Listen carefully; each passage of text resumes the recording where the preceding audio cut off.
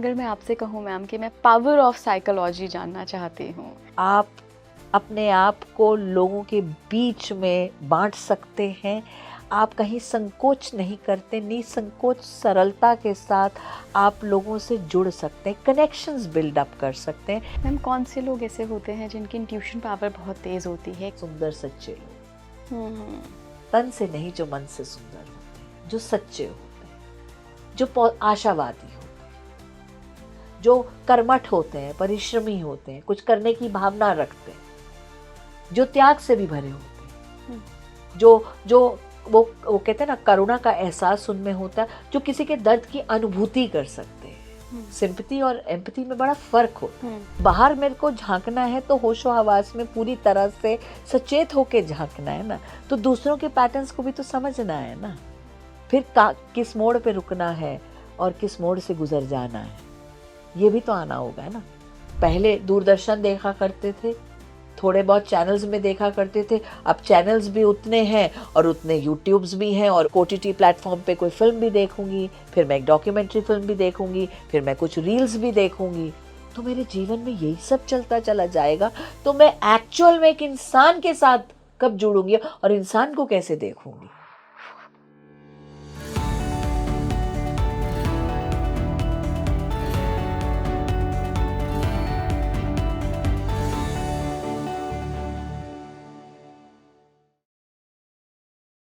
नमस्कार भारत, आप देख रहे हैं स्पीकिंग ट्री। मैं हूं आपके साथ हिला गोस्वामी।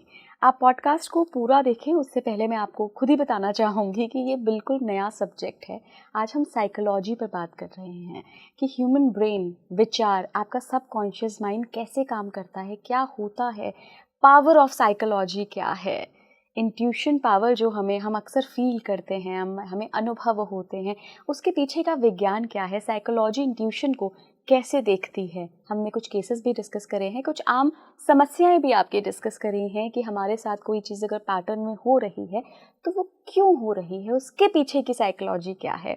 मेरे साथ जो आज मेहमान जुड़ रहे हैं वो स्पीकिंग ट्री पर पहली बार जुड़ रहे हैं और इस नए विषय पर हम बात करेंगे। मैं बहुत बहुत स्वागत करना चाहूँगी रिनाउंड साइकोलॉजिस्ट जिनको 25 ईयर्स से भी ज़्यादा का इस फील्ड में एक्सपीरियंस है। मैं बात कर रही हूँ डॉक्टर गीतांजलि कुमार जी की। मैम बहुत बहुत स्वागत है आपका स्पीकिंग ट्री पर। थैंक यू सो मच ईला।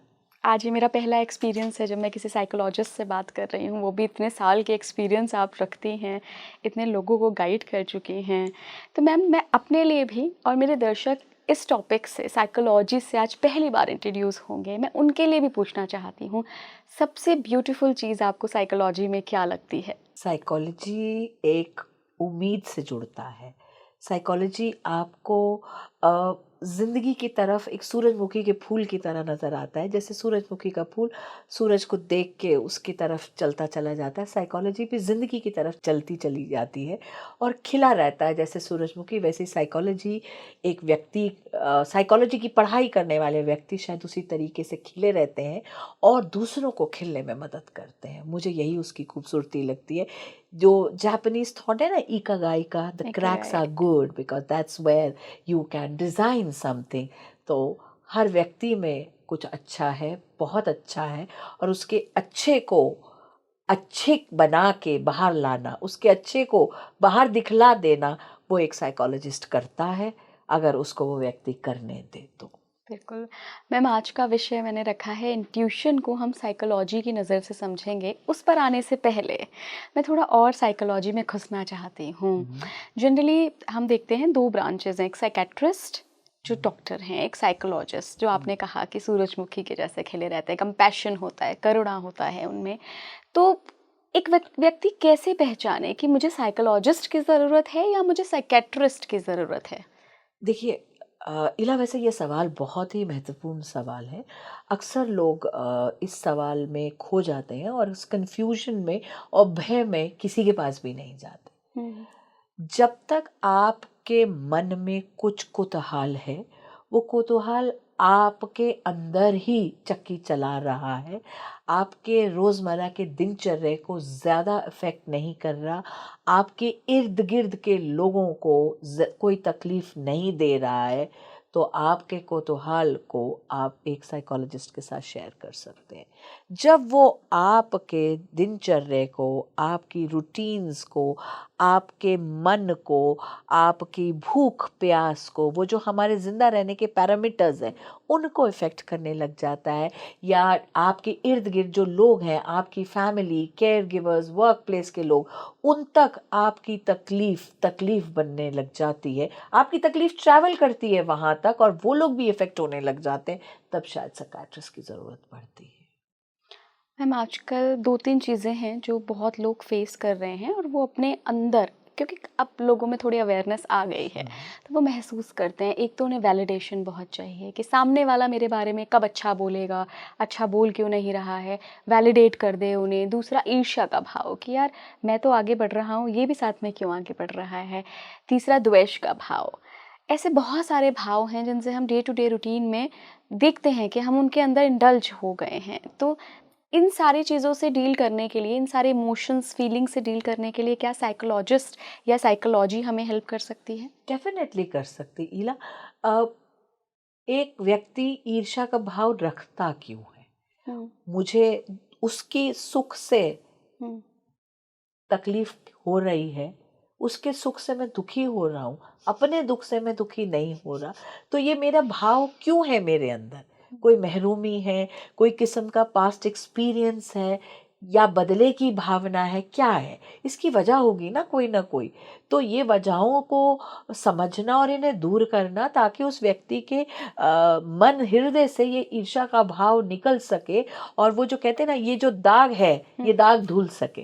तो ये जो हमारी सोच में, हमारे मनों में दाग होते हैं, उनको कोई निरमा पाउडर से या रिन पाउडर से हम धो नहीं सकते, लेकिन डेफिनेटली किसी की मदद से, किसी से बातचीत करके, कोई सलाह मशवरा से हम उनसे डेफिनेटली साफ और जिसको कहते हैं ना, एक शाइन के साथ बाहर आ सकते हैं।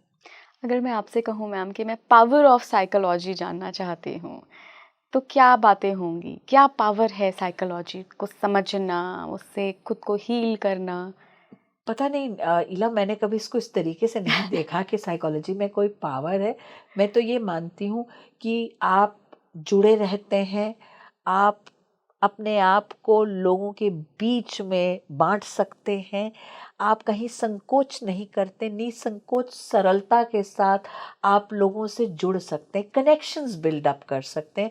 करेक्शंस की तो बात बाद में आती है, पहले कनेक्शंस की बात आती है, और साइकोलॉजी शायद आपको वो कनेक्शंस बनाने में मदद करता है, वो कनेक्शंस जिनमें शॉर्ट सर्किटिंग अगर अबल तो हो ना, पर फिर भी हो सकती है। शॉर्ट सर्किटिंग अगर हो जाए तो कैसे आप खुद ही इलेक्ट्रिशियन बन के उस वायर को ठीक कर सकते हैं। हॉलीवुड में काफ़ी कल्चर है। जब भी हम हॉलीवुड की पिक्चर्स देखते हैं, मेरा विदेश से इतना नाता नहीं है तो मुझे वहाँ की रियल लाइफ नहीं पता, तो मैं आपसे उनके कल्चर के बारे में ही बात करूँगी। वहाँ पे साइकोलॉजिस्ट के पास जाने का एक कल्चर है कि वो अपनी सारी बातें बताते हैं। आज मुझे ऐसा फील हुआ, मेरे अंदर इसको देखकर ये भावना आई, मेरे करियर में ये चल रहा है। क्या शेयरिंग बहुत ज़रूरी है कि आप अपने विचार शेयर करें किसी के साथ? बिल्कुल ज़रूरी है। आप ये देखिए ना कि एक ग्लास है, उसमें हम कितना पानी भरेंगे?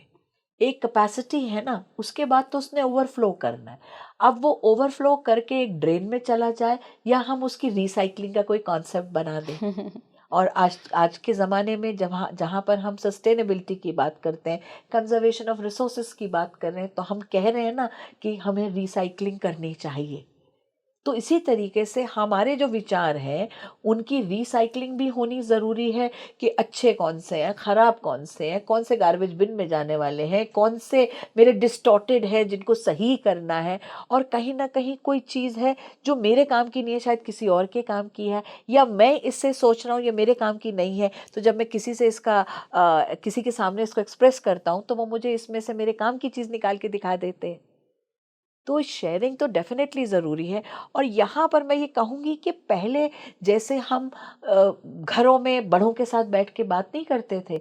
मैं कहीं पढ़ रही थी कि मुझे इन्वर्टर से बड़ी शिकायत है। जब से इन्वर्टर हमारे घरों में आया ना, तो बिजली तो जानी बंद हो गई, लेकिन रिश्तों का करंट कम हो गया। जब इन्वर्टर नहीं था ना, तो हम इंतज़ार करते थे। वो इंतज़ार 2 घंटे का भी होता था और कई बार 2 दिनों का भी हो जाता था। और उस इंतज़ार में हम रोते भी थे, शिकायत भी करते थे, हँसते भी थे, गाते भी थे, लड़ते भी थे, झगड़ते भी थे, लेकिन इन्वर्टर नहीं था तो ज़िंदगी में करंट दौड़ता था। तो वो जो चीज़ थी ना, उसमें बहुत शेयरिंग हो जाती थी, हमें पता ही नहीं चलता था। हम किताबें तब भी पढ़ाई करते थे, लेकिन किताबें पढ़ने के साथ-साथ हम अपने बड़ों के बीच में रह के चेहरे पढ़ने भी सीख जाते थे। भाव को समझना सीख जाते थे। अब इन सब चीज़ों का अभाव आ गया। अब हम अपने कमरों से बाहर ही नहीं आते हैं। अब 4 लोग हैं तो 4 कमरे हैं। 4 लोग 3 कमरों में भी नहीं रहना चाह रहे। तो ऐसे में तो हमें बाहर वाले की ज़रूरत पड़ेगी। लेकिन फिर भी मैं यहाँ कहूँगी, यहाँ वेस्ट और ईस्ट में फ़र्क है। वहाँ तो लोग मान रहे हैं ना साफ़गोई के साथ, ऑनेस्टी के साथ कि मुझे ज़रूरत है। लेकिन हम यहाँ पर ज़रूरत है श्रीमती की कहने से भी डर जाते हैं। वो गाना जो चला था, वो भी गाना मतलब हम किसी को तंज़ में कह देते हैं आज के दौर में, लेकिन हम रियलिटी में अपनी नीड्स को मान पाएँ, एक्सेप्ट करके बयान कर पाएँ, बहुत मुश्किल है। We are not brought up in that manner to say that I am feeling low today. आज मन कुछ अच्छा नहीं है मेरा।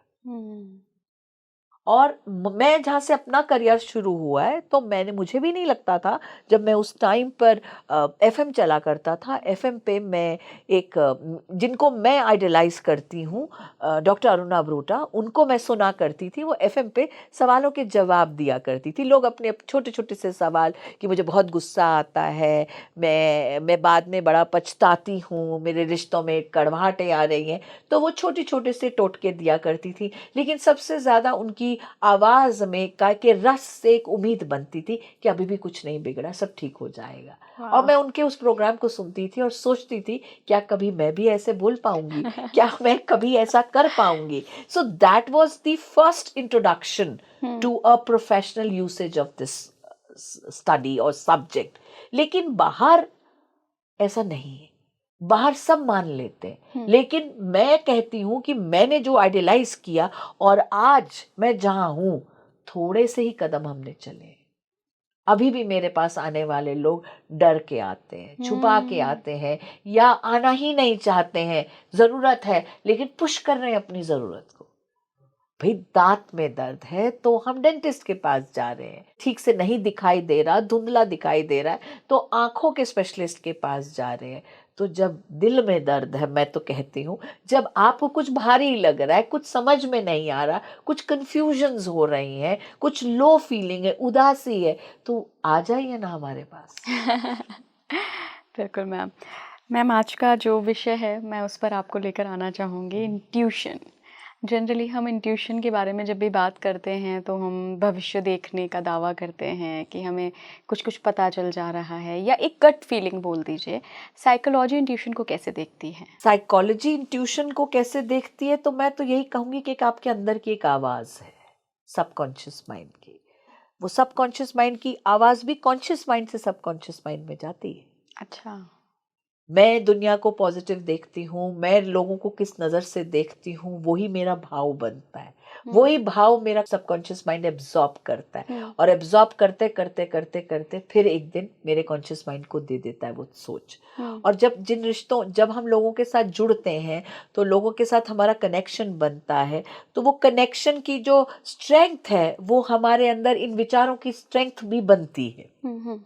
और जितना एक व्यक्ति अपने इनर कोर से कनेक्टेड रहता है, वो कहते हैं ना, अंदर एक यहाँ पर हम कहते हैं ना, एक बिंदु है, एक पॉइंट है जहाँ से एनर्जी रिलीज होती है, जहाँ से हम सारी एनर्जी यूनिवर्स की एब्जॉर्ब करते हैं। उसी पॉइंट को स्ट्रेंथन करने के लिए यहाँ तिलक लगता है या हम बिंदी लगाते हैं, ऐसा ही कहा जाता है। उसी तरीके से वो पॉइंट जब अंदर जाता है तो वो कहीं एक इनर कोर से जुड़ता है ना, वो जो पॉइंट है वहां पर से कोई एक आवाज आती है। वो आवाज कैसे आती है? जब मैं अपने आप से कनेक्टेड रहता हूँ, जब मैं, वो कहते हैं ना, मुझे आत्मज्ञान रहता है, मुझे वो कैपेसिटी मेरी कि मैं उस लम्हे में जीता हूँ, उस मोमेंट में जीता हूँ, ना आगे ना पीछे। और उस मोमेंट को मेरी सारी इंद्रियां महसूस करती हैं। जब मेरी सारी इंद्रियां उसको महसूस करेंगी तो कितना एनर्जी का ट्रांजैक्शन है, और वही एनर्जी फिर अंदर स्टोर होती चली जाती है, और वही एनर्जी जब अंदर स्टोर होती है तो मुझे कनेक्टेड रखती है, और वो कनेक्शन जो है वो मेरे को कहीं ना कहीं एक आभास की तरह आता है, जिसको हम इंट्यूशन एक भाषा में इंट्यूशन भी कह देते हैं। मैम, कौन से लोग ऐसे होते हैं जिनकी इंट्यूशन पावर बहुत तेज़ होती है? क्या क्राइटेरिया है? क्या कुछ होता है ऐसा? मैं इसको मेरी रिसर्च स्टडीज़ तो नहीं है इसमें ज़्यादा, लेकिन मेरा जो एक्सपीरियंस कहता है या जो थोड़ी बहुत पढ़ाई मैंने करी है उसमें मुझे ये समझ में आता है, सुंदर सच्चे लोग, तन से नहीं जो मन से सुंदर होते हैं, जो सच्चे होते हैं, जो आशावादी होते हैं, जो कर्मठ होते हैं, परिश्रमी होते हैं, कुछ करने की भावना रखते हैं, जो त्याग से भी भरे होते हैं, जो जो वो कहते हैं ना, करुणा का एहसास उनमें होता है, जो किसी के दर्द की अनुभूति कर सकते हैं। सिंपैथी और एम्पैथी में बड़ा फर्क होता है। दया की भावना वाले नहीं, दया चाहिए, लेकिन हर वक्त दया नहीं चाहिए। तुम्हारे दर्द का एहसास मुझे है, कैसे है? क्योंकि मैंने ये दर्द जिया है, कई बार हमने नहीं जिया होता ये दर्द, लेकिन तुम जब अपने दर्द को बयां करते हो तब मैं तुम्हारे साथ कनेक्ट होता हूँ या होती हूँ, और वो कनेक्शन मेरा इनर कनेक्शन ही तो होगा ना, कि मैं तुम्हारे भाव, तुम्हारे लफ्जों में तुम्हारे भाव को सुनूंगी, समझूंगी। वो कहते हैं जब हम कानों से नहीं, जब हम दिल से सुनते हैं, then we are able to listen to the silence also. The stillness speaks, and at times it is the language of the stillness that we hear from within us, which we term as intuition. जब हम ये कहते हैं कि ये हवा में पत्ते हिलते हैं, तो भी एक भाषा, एक संवाद है। वही संवाद को एक पेंटर अपनी पेंटिंग में उतार देता है, और वही संवाद को एक कवि अपनी कविता में पिरो देता है।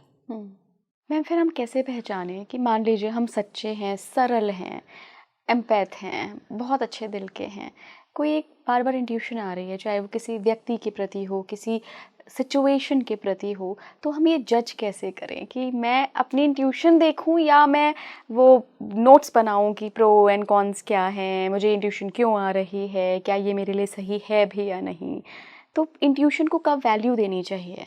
देखिए, जब जनरली हमारी इंट्यूशन हमें कब आता है?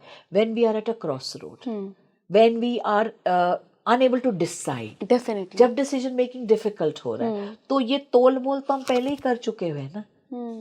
कहीं पर हमें अंधेरे में कोई रास्ता नजर ही नहीं आता, उतना वो कहते हैं ना, उतनी पेशेंस और उतना विजडम नहीं आता कि मैं पूरा पथ तो ना देख पाऊं, लेकिन मुझे अगले पल की रोशनी तो मिले ना। तो वो अगले पल की रोशनी कई बार इंट्यूशन की तरह आती है, और मैं अंधेरे में खड़ा उस अगले पल की रोशनी का इंतजार कर रहा होता। वो कहते हैं ना, मेरे दिल ने एक आवाज दी। वो दिल में आवाज कई बार किसी आपके बिछड़े प्रियजन की हो सकती है। आप किसी को बहुत चाहते हैं, वो आपकी निगाहों से तो दूर है, इस धरती पे नहीं है, लेकिन आपके दिल के किसी कोने में तो बैठे हैं ना। और वो जब भी आप तन्हा होते हैं, जब भी आप मजबूर या किसी दुविधा में होते हैं, तो वो आपका साथ निभाते हैं, कोई आपका अपना। राइट। और अंदर से एक आवाज बन के वो आपके इर्द गिर्द होने का एहसास आपको दे जाते हैं। इसीलिए तो हम कहते हैं ना कि यादें, किसी प्रियजन की याद जाती कहाँ है, वो तो आपके साथ साथ चलती है, बिल्कुल वैसे जैसे रेल की दो पटरियां चलती हैं। बिल्कुल। मैम, अभी थोड़ी देर पहले आपने कहा था कि जो आपका कॉन्शियस माइंड है, उसी के विचार आपके सबकॉन्शियस में जाते हैं। तो मैं एक हाइपोथेटिकल सिचुएशन ले रही हूँ यहाँ पर, ये किसी की कोई लाइफ स्टोरी नहीं है। कई बार लोग अपनी लाइफ में देखते हैं, ऐसा कई लोग मेरे साथ भी शेयर करते हैं कि लाइफ का पैटर्न उन्हें पता होता है, इतने अवेयर वो हैं कि वो ना किसी के साथ धोखा कर रहे हैं, वो बहुत आराम से अपना काम कर रहे हैं, सिंपल हैं, सोबर हैं, सरल हैं, बहुत एथिक्स पे चलने वाले हैं, लेकिन बार बार पैटर्न में उनके साथ धोखा हो रहा है, चाहे वो कार्य क्षेत्र में हो, चाहे वो उनके घर पे हो, चाहे वो कहीं भी जा रहे हैं वहाँ हो।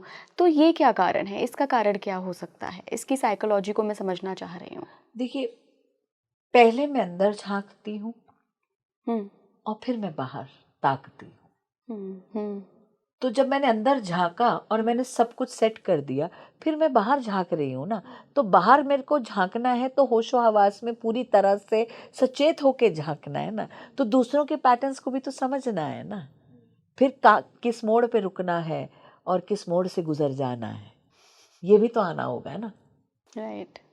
तो अगर कोई मुझे बार बार छल रहा है तो उसमें उसका ही दोष होगा या कहीं पे कुछ मैं मिस आउट कर रही हूँ in terms of a pattern of the other person. Okay. मेरी सरलता मेरी कमजोरी है या मेरी ताकत है, ये पहचानना होगा। ये पहचानना होगा ना। इसको वैसे मोल्ड करना होगा ना अपने आप को। एंड मैम उस फीलिंग का क्या जो हमें लोगों के बारे में इंट्यूशन आती है, बहुत लोग ऐसा कहते हैं कि यार मैंने आपको देखा, मेरे को ना सही वाइब नहीं आई, मुझे इंट्यूशन ऐसी आ रही थी कि आप ना कुछ ख़राब करने आए हो। हालांकि लोग ऐसे काउंटर करते नहीं हैं, हाँ। बताते नहीं हैं, बट डेफिनेटली लोगों को इंट्यूशन आती है।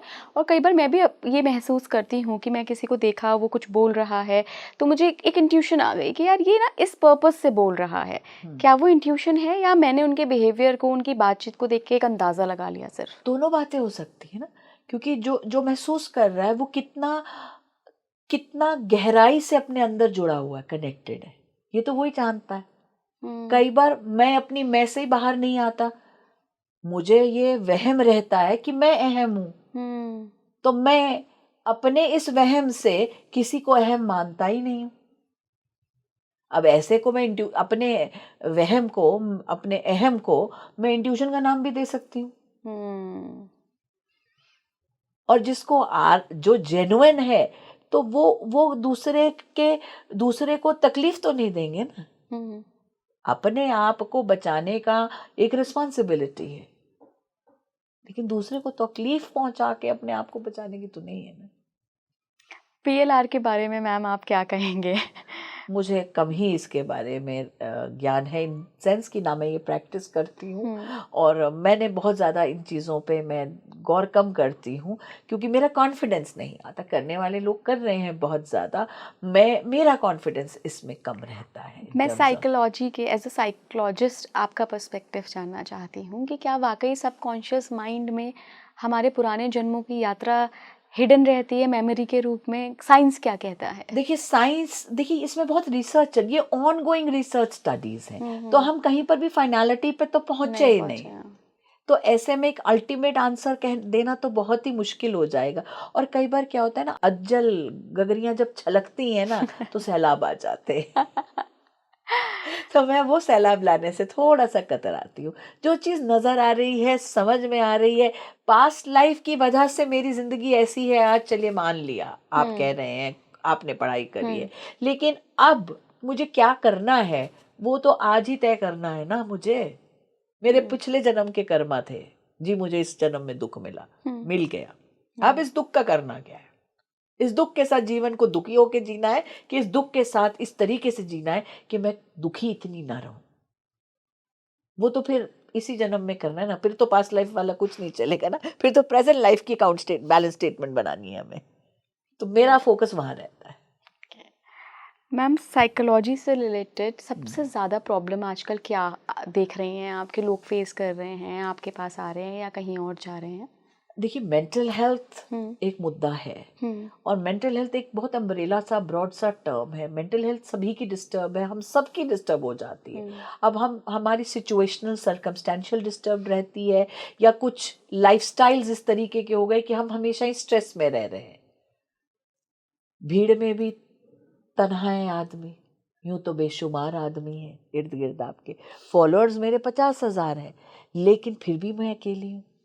फिर भी जब मेरा रोने का मन करे तो मुझे कोई भी नजर नहीं आता अपने पास। मेरे को अपनी कोई एक्चुअल में कोई खुशी शेयर करनी है तो मैं डर रही हूँ, सोच रही हूँ कि वो मेरे लिए खुश होगी कि नहीं होगी, उसे बताऊं या ना बताऊं। तो ये तो विडंबना है आज के दौर की। तो मेंटल हेल्थ तो डिस्टर्ब रहेगी ना हमारी। तो उस मेंटल हेल्थ की डिस्टर्बेंसेस में अब उदासी इतनी ज़्यादा हो गई है। वो उदासी कब डिप्रेशन में बदल जाती है, घबराहट है कुछ हो जाने की, कुछ अनजान हो जाने की, वो जो घबराहट है वो एंजाइटी का नाम ले लेती में बदल जाती है। हड़बड़ाहट रहती है, पैनिक रहता है। बहुत लोगों के अंदर ऑब्सेशंस हैं, वहम है, बार बार करने की एक कंपल्शन रहती है, उस वजह से एंजाइटी बढ़ जाती है।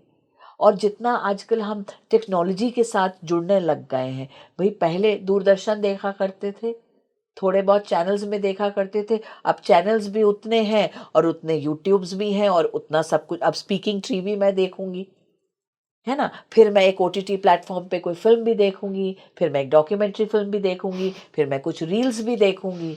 तो मेरे जीवन में यही सब चलता चला जाएगा। तो मैं एक्चुअल में एक इंसान के साथ कब जुड़ूंगी और इंसान को कैसे देखूंगी?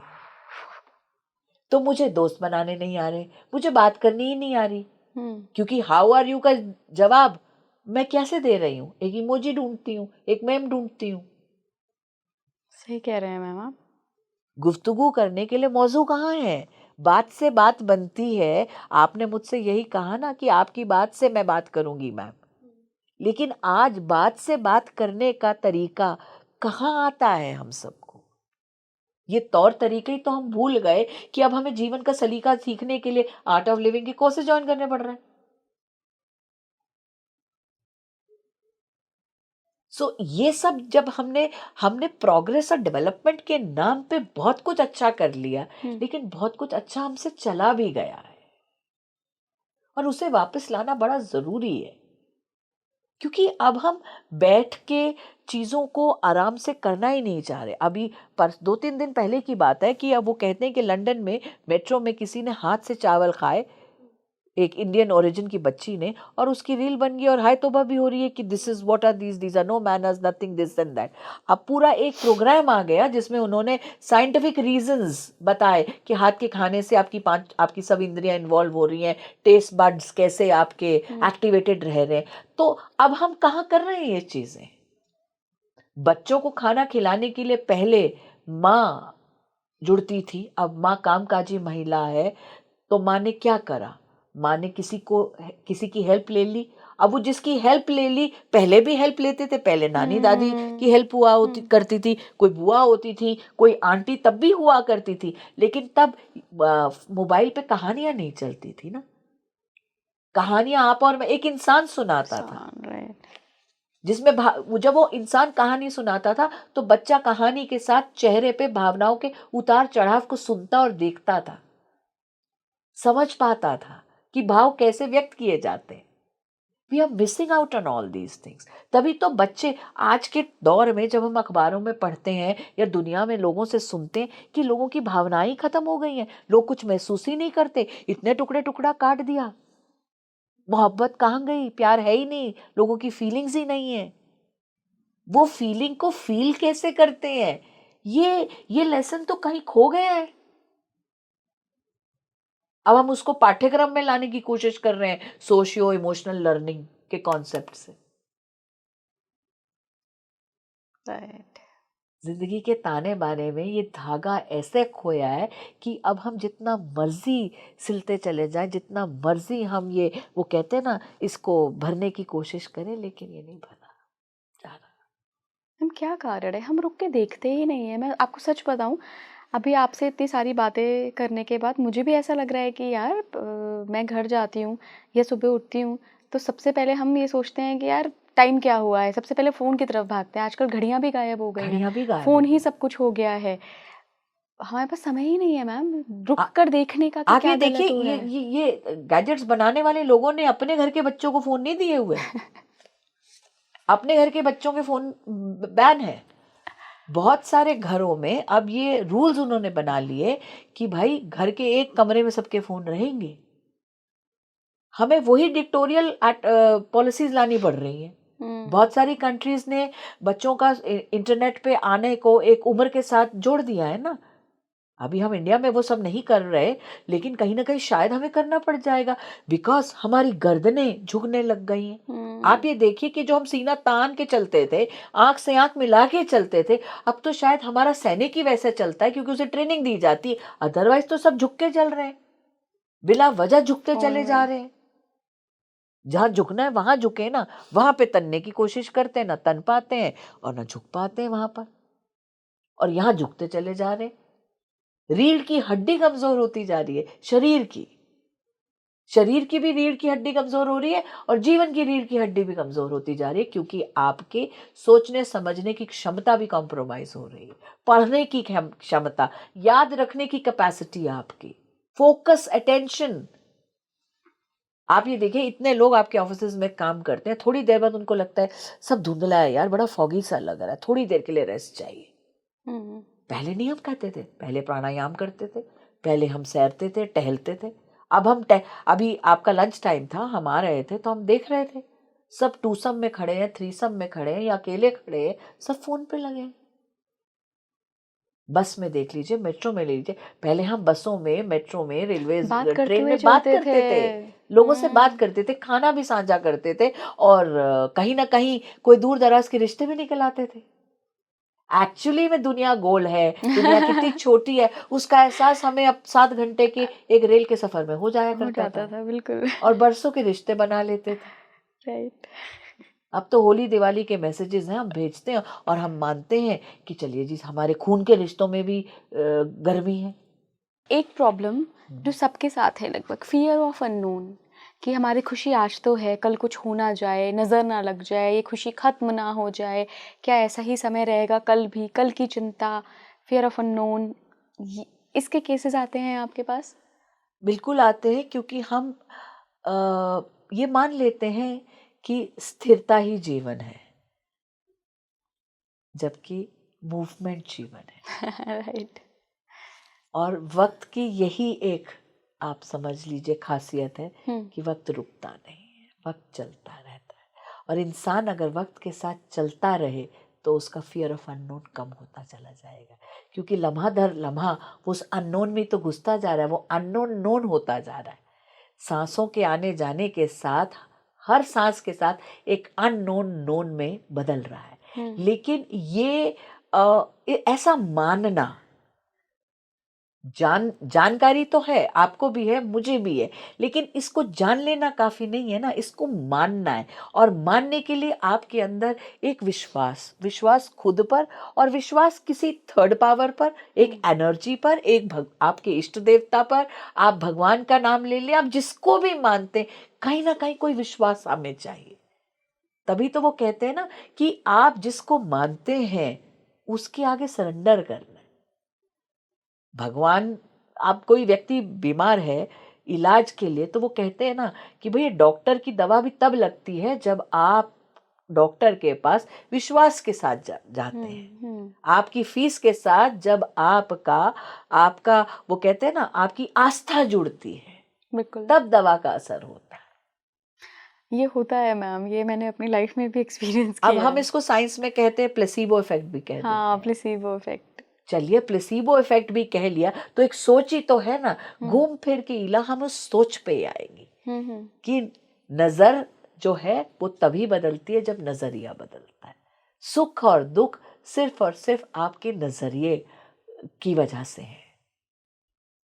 तो मैम प्रैक्टिकली देखें तो ये हम इतने आसानी से एक फिलॉसफी वाला सेंटेंस बोल देते हैं, सुख दुख हमारा नज़रिया है, बट किसी को कैंसर है, मैं बहुत एक्सट्रीम केस ही हाँ, ले रही हूँ बिल्कुल, यहाँ पर, किसी को बिल्कुल, कैंसर है, वो बिल्कुल, दर्द से तड़प रहा है, बिल्कुल, पीड़ा है उसको, पीड़ा है। बेचारा पीड़ा में है, तो अब वो ये बात कैसे सोचेगा कि ये मेरा नज़रिया है जो वो खुद अपनी बॉडी में फील कर रहा है? बिल्कुल आपने सही बोला इला।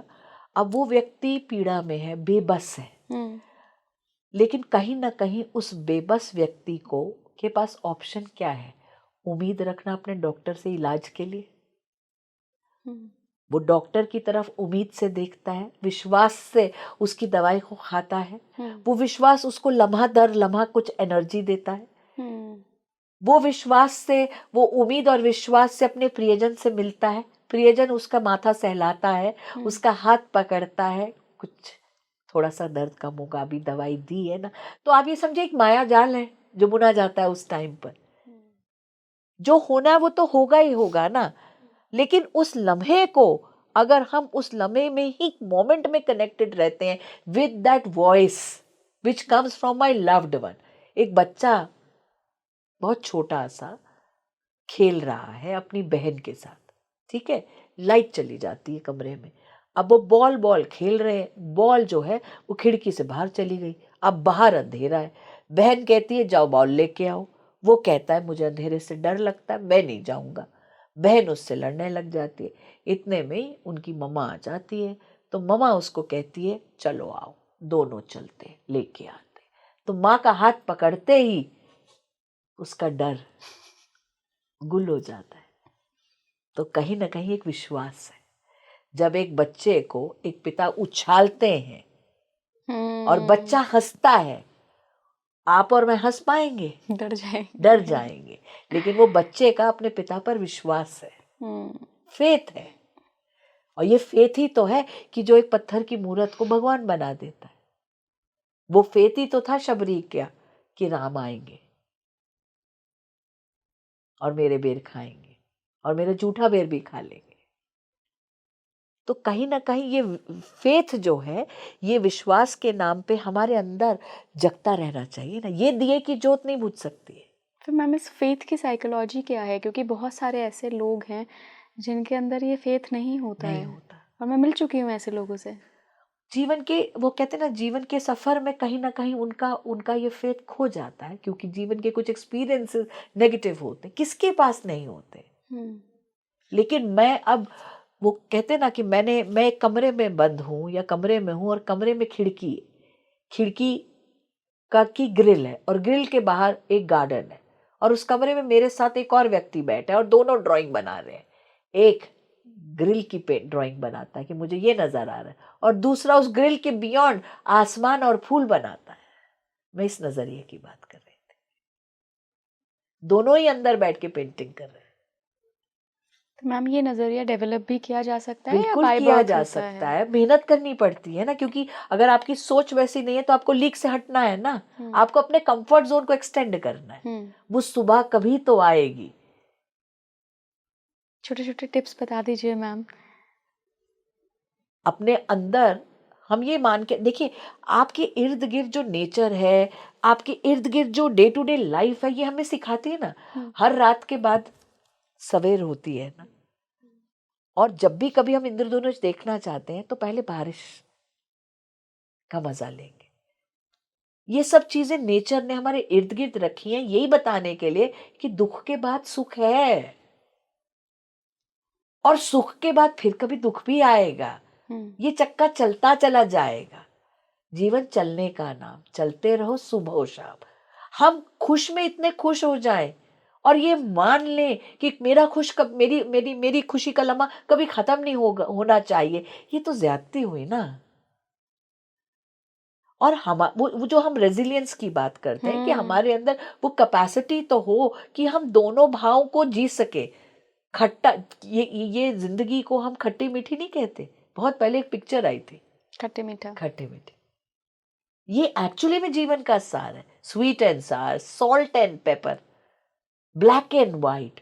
ये जो लफ्ज हम इस्तेमाल करते हैं, फ्रेजेस हैं, कुछ तुकबंदियां हैं, इन सब में एक मायना है ना जीवन का। मैं मानती हूं कैंसर से पीड़ित व्यक्ति को जब अपना अंत नजर आ रहा है, कहीं ना कहीं वो सरेंडर कर देता है। तो जब वो अंदर, वो कहते हैं ना, लड़ना बंद कर देता है, मान लेता है ये रजा को, तेरी रजा में राजी रह जाऊं, इतनी मुझे ताकत दे दे खुदा। सरेंडरेंस, ये इसी को तो कहते हैं सरेंडर करना। और सरेंडर कर दिया तो फिर चल पड़े। और फिर कई बार क्या होता है कि मेरे प्रियजनों का मोह मुझे जाने नहीं देता। अब मुझे वो रिश्ता प्यारा है, वो व्यक्ति प्यारा है, उसका दर्द नहीं प्यारा। तो कई बार कहा जाता है इनको जाने दो। सो ये बड़ी पेचीदी सी चीज, they are not very simple and easy, but it's the way how we practice them in our lives, how do we think about them. और कई बार क्या होता है कि हम किसी के लिए करते हैं कुछ, उम्मीद रखते, एक्सपेक्टेशंस, और ये एक्सपेक्टेशंस दीमक की तरह खा जाती है, हमें खोखला कर देती, क्योंकि हम हर वक्त नाराज उदास रहते, हम खुशी नहीं रहते क्योंकि हमारी पूरी नहीं हो रही। और अगर मैं अच्छी हूं, मैं किसी के लिए कुछ करना चाहती हूँ, या मेरे मन में संवेदना है, मैं किसी के दर्द को महसूस करती हूँ, काइंड हूँ, उसकी दर्द को कम कर सकती हूँ, then not because I want something from that person. मिल जाएगा तो बहुत अच्छा, नहीं मिलेगा तो भी सुभान अल्लाह। If I am going to expect, तो बड़ी मुश्किल हो जाएगी ना जीवन में। अब हम अपने बच्चों को बड़ा कर रहे हैं, ये कहेगी कि भी तुमने हमारे लिए बाद में करना है। How difficult it is as a parent. I chose to be a parent ना, हमने चुना है ना। तो I chose to be a parent. I chose the parenting responsibilities. ये कोई मेरी रिटायरमेंट फंड थोड़ी ना है कि मैं बिल्डअप कर रही हूँ। पर मैम आजकल तो लड़ाइयाँ इस बात की हैं, जनरेशन गैप और किसे बोलते हैं, इसे ही बोलते हैं, क्योंकि माँ बाप, मैं यहाँ देखिए बिल्कुल किसी पेरेंट्स बहुत बड़े ओहदे पर होते हैं, भगवान समान होते हैं, लेकिन बहुत सारे पेरेंट्स मैंने ऐसे देखे हैं कि वो अधिकार समझते हैं, अपनी जायदाद समझते हैं अपने बच्चों को, और उस वजह से रिलेशनशिप्स पे बहुत असर आता है। इसीलिए हम कहते हैं ना कि अगर हम उन्हें खिलने दें, वो खिलेंगे तो उनकी खुशबू से हम भी महकेंगे। हम उन्हें अपने जैसा खिलाना चाह रहे हैं तो अपनी जैसी उनसे महक चाहेंगे, तो क्या फिर हमारा दिल बहलेगा? They are different and they are our children. What we did for them was what was expected out of us. What they should be doing, it is expected out of them. Let them take their call themselves. अगर हमने उनको संस्कार अच्छे दिए हैं तो फिर हमें चिंता कोई बात नहीं। इसीलिए तो कहते हैं ना, पूत सपूत तो क्यों धन संचय, पूत कपूत तो क्यों धन संचय। तो कहीं ना कहीं इत्मीनान बड़ा जरूरी है। राइट। ये मेरा अकेलेपन में मेरा दिल बहलाएंगे नहीं। ये तो पंछी हैं दूर डाल पे उड़ बैठने वाले, उड़ जाएंगे, और इनके लिए मोह, इसीलिए कहते हैं कृष्ण की मोह मत रखो। मोह मत रखो, निर्मोह मोह रखना है। निर्मोह मोह बहुत मुश्किल है। ये disconnected connect is the only way by which we will have less expectations, we will feel light and breezy, and we can sail through this tempest of life. Right. आखिर में मैम जाते जाते एक अच्छे नोट पे मैं चाहती हूँ कि ये पॉडकास्ट ख़त्म हो। हमारी इतनी गंभीर चर्चा हुई है। 5 कौन से ऐसे साइंस हैं जिनसे कोई व्यक्ति खुद का एनालिसिस कर सकता है घर पे बैठे बैठे ये पॉडकास्ट देखे कि साइकोलॉजिकली, मानसिक रूप से मैं बहुत स्वस्थ हूँ, मैं हेल्दी हूँ, मैं पावरफुल हूँ? बड़ा मुश्किल सवाल पूछ रही हो तुम मुझसे। मुझे ऐसा लगता है कि मैं अपने सुख में सुखी हूँ, अपनी खुशियों को महसूस कर रहा हूँ, दूसरों की खुशियों को महसूस कर सकता हूँ।